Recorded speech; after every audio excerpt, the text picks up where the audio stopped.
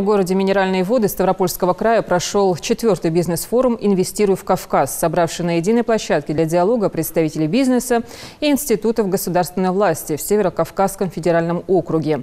В торжественном открытии многофункционального выставочного центра Минводы-Экспо приняли участие зампред правительства России Виталий Мутко, министр страны по делам Северного Кавказа Сергей Чеботарев, полномочный представитель президента России в СКФО Александр Матовников, главы республик Ингушетии, Кабардино-Балкарии, Карачаево-Черкесии и Северной Осетии, а также губернатор Ставропольского края.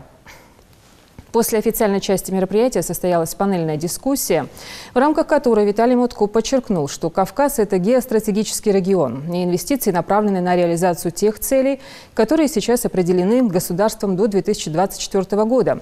Прежде всего, уровень жизни людей, социальная инфраструктура через поднятие экономики этого макрорегиона. Используем при этом все преимущества, которые здесь есть. До 2024 года государство вложит 200 миллиардов рублей.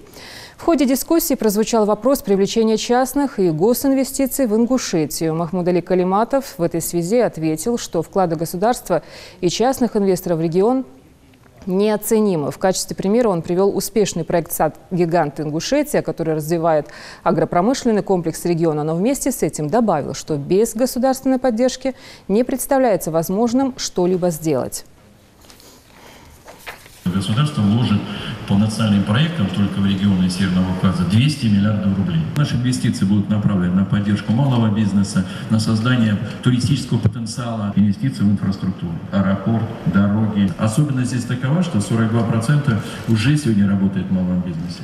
И нам нужно сюда очень активно инвестировать. Сделать все, чтобы уже к 2024 году мы ощутили реальные изменения и в экономике, и в социальной сфере, и в качестве жизни граждан. Не хватает как раз логистики и похоронения и глубокой переработки продукции. И основная, наверное, проблема, которую вот я увидел сам и выезжал, встречался с сельхозпроизводителями, это абсолютно разбалансированная мелиорация. Грантовая поддержка, вот я сказать, это очень важно, сельхозкооперативы, развитие садоводства. Я думаю, это будет очень положительно для самих жителей, ну и для развития сельскохозяйства.